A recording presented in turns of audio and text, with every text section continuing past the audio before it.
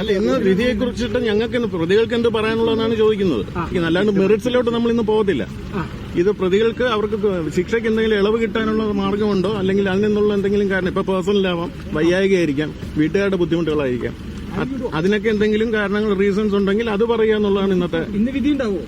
ഇന്ന് യൂഷ്വലി ഇത് കേട്ട് കഴിഞ്ഞിട്ട് ജഡ്ജിക്ക് ഒരു മൈൻഡ് അപ്ലൈ ചെയ്യണമല്ലോ ഈ കാര്യങ്ങൾ കേട്ടിട്ട്. ഇന്ന് തന്നെ പറയാൻ സാധ്യതയുണ്ട്. പ്രോസിക്യൂഷൻ പരമാവധി ശിക്ഷ വേണമെന്നാണ് ആവശ്യപ്പെടുന്നത്. അല്ല, അവർക്ക് അങ്ങനെയല്ലേ പറയാനൊക്കെ ഉള്ളൂ. പ്രതിഭാഗത്തിന്റെ എന്താണ് പരമാവധി ശിക്ഷ കുറച്ച് കിട്ടണമെന്നാണ് ഞങ്ങൾ പറയുന്നത്. നിതിനിലേക്ക് വീണ്ടും. നിതിൻ, ഇന്നും പ്രതികൾക്ക് പറയാനുള്ളത് കോടതി കേൾക്കുന്നുണ്ട്.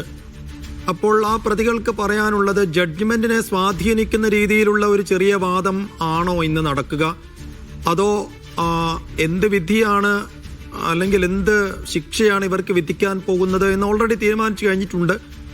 ഒരു സ്വാഭാവികത എന്നോണം കോടതിയിൽ ഇവർക്ക് പറയാനുള്ളത് കേൾക്കുന്നു എന്നാണോ, അതോ ജഡ്ജ്മെന്റിനെ സ്വാധീനിക്കാവുന്ന തരത്തിലുള്ളൊരു വാദം ഇന്ന് അതിനകത്ത് നടക്കുമോ?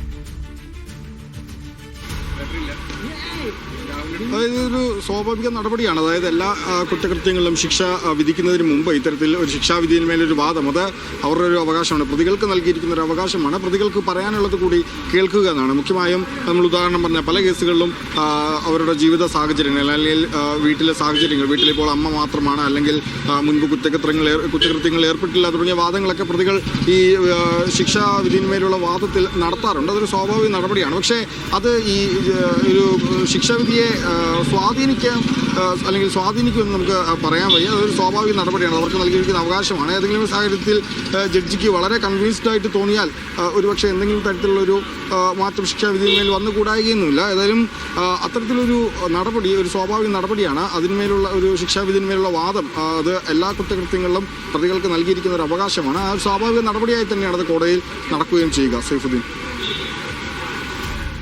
ശരി, സ്വാഭാവിക നടപടി എന്ന രീതിയിൽ ഈ വിധി പ്രസ്താവിക്കുന്നതിന് മുമ്പ് പ്രതികൾക്ക് എന്ത് പറയാനുണ്ട് എന്ന് കേൾക്കുക മാത്രമാണ് ഇന്ന് ചെയ്യുന്നത്. അങ്ങനെയെങ്കിൽ കൂടിയും ഇന്ന് പൂർണ്ണമായും ഒരു വിധി പ്രസ്താവം ഉണ്ടാവും എന്ന് കരുതുകയും വയ്യ. ഒരു പക്ഷേ അവസാനത്തെ വിധി പ്രസ്താവത്തിനായി മറ്റൊരു ദിവസം കൂടി കാത്തിരിക്കേണ്ടി വരും. എന്തായാലും അത് നിശ്ചയമായും ജഡ്ജിയുടെ വിവേചനാധികാരം തന്നെയാണ്.